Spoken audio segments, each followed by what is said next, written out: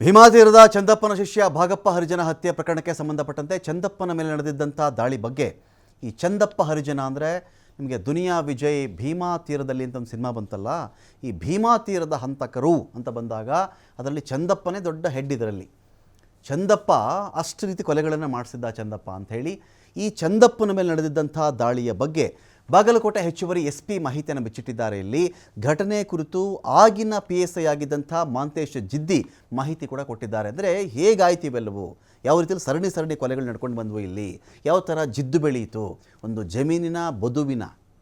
ಜಮೀನಿನ ಒಡ್ಡು ಬದು ತೆವರಿ ಈ ಒಂದು ವಿಚಾರಕ್ಕೆ ಸಂಬಂಧಪಟ್ಟಂತೆ ನಡೆದಂಥ ಗಲಭೆಗಳು ಎಲ್ಲಿವರೆಗೆ ಬಂದು ನಿಂತು ಅಂಥೇಳಿ ಅವರು ಕೂಡ ಅವತ್ತಿನ PSI ಅಂದರೆ ಯಾವಾಗ ಚಂದಪ್ಪ ಹರಿಜನ ಬದುಕಿದ್ದ ಅವನ ಕಾರ್ಯಾಚರಣೆಯ ಟೈಮಲ್ಲಿ ಅವತ್ತಿನ PSI ಆಗಿದ್ದರಲ್ಲ ಮಾಂತೇಶ್ ಜಿದ್ದಿ ಅವರೇ ಮಾಹಿತಿ ಕೊಟ್ಟಿದ್ದಾರೆ.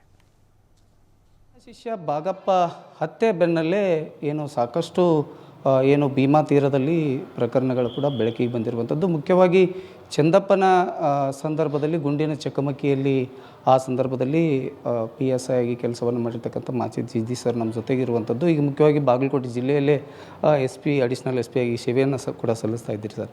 ತಾವು ಆ ಟೈಮಲ್ಲಿ ಇರ್ತಕ್ಕಂಥ ಬೆಳವಣಿಗೆ ನೋಡೋದಾದರೆ ಆ ಭೀಮಾ ತೀರದಲ್ಲಿ ಯಾವೆಲ್ಲ ಘಟನೆಗಳು ತಾವು ಒಂದು PSI ಇದ್ದಂಥ ದಿನಗಳಲ್ಲಿ ಆಗ ಭಾಳಷ್ಟು ಏನು ಬಿಜಾಪುರ ಮತ್ತು ಗುಲ್ಬರ್ಗ ಭಾಗಗಳಲ್ಲಿ ಈ ಚಂದಪ್ಪ ಹರಿಜನ್ ಮತ್ತು ಅದೇ ರೀತಿ ಇಂಡಿ ಕಡೆ ಈ ಚಡ್ಚಣ್ ಮತ್ತು ಏನು ಅವರವರಲ್ಲಿ ಒಂದು ವೈಷಮ್ಯಗಳು ಬೆಳೆದು ಅವರೇ ಅದೊಂದು ಸಪ್ರೇಟ್ ಗ್ಯಾಂಗ್ ಇದೊಂದು ಸಪ್ರೇಟ್ ಗ್ಯಾಂಗ್ ಆಗಿ ಒಂದು ಏನು ಇವರು ಒಬ್ಬರು ಇನ್ನೊಬ್ಬರನ್ನ ಹತ್ಯೆ ಮಾಡಿಕೊಂಡು ಹೋಗುವಂಥ ಒಂದು ಆವಾಗ ದಿನಗಳಿದ್ದು.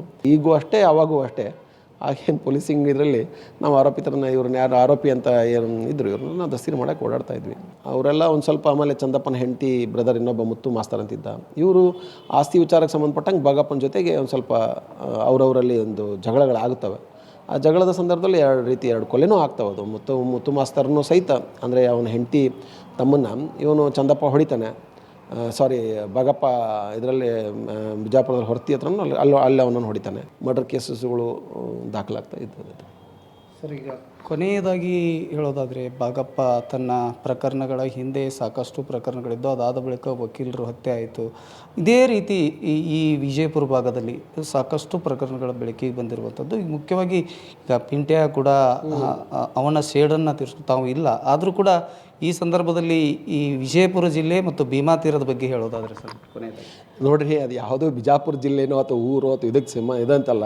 ಸೊ ಆ ಭಾಗದಲ್ಲಿ ಇವರೆಲ್ಲ ಇರೋದ್ರಿಂದ ಓಡಾಡ್ತಾ ಇರೋದ್ರಿಂದ ಘಟನೆಗಳು ಅಲ್ಲಿ ನಡೆದಿದ್ದಾವೆ.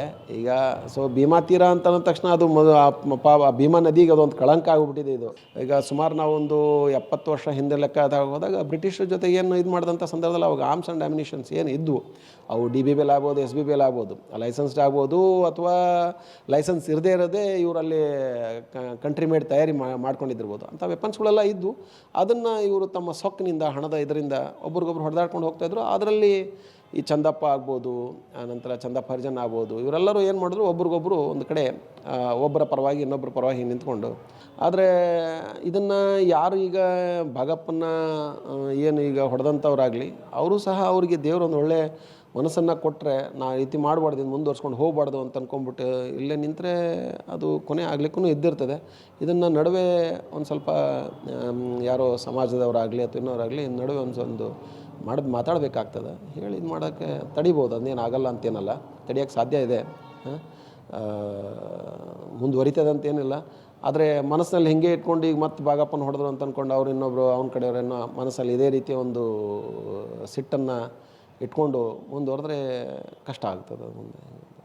ಇದು ಮಾಂತೇಶ್ ಜಿದ್ದಿ ಸರ್ ಅವರು ಹೇಳಿರುವಂಥದ್ದು. ಅದು ಭೀಮಾ ತೀರದಲ್ಲಿ ಯಾವೆಲ್ಲ ಘಟನೆಗಳು ನಡೆದು ಆ ಸಂದರ್ಭದಲ್ಲಿ ಚಂದಪ್ಪನ ಹೋಗುವಂಥ ಫೈರಿಂಗ್ ವಿಚಾರ ಆಗಿರ್ಬೋದು, ಆ ಮಠದಲ್ಲಿ ನಮಗೆ ಅವ್ರಿಗೆ ಆಗಿರತಕ್ಕಂಥ ಘಟನಾವಳಿಗಳನ್ನು ಎಳೆಯಾಗಿ ಕೂಡ ಬಿಚ್ಚಿಟ್ಟಿರುವಂಥದ್ದು. ಇದು ಬಾಗಲಕೋಟೆಯಿಂದ ಗುರು ಹಿರೇಮಠ TV5.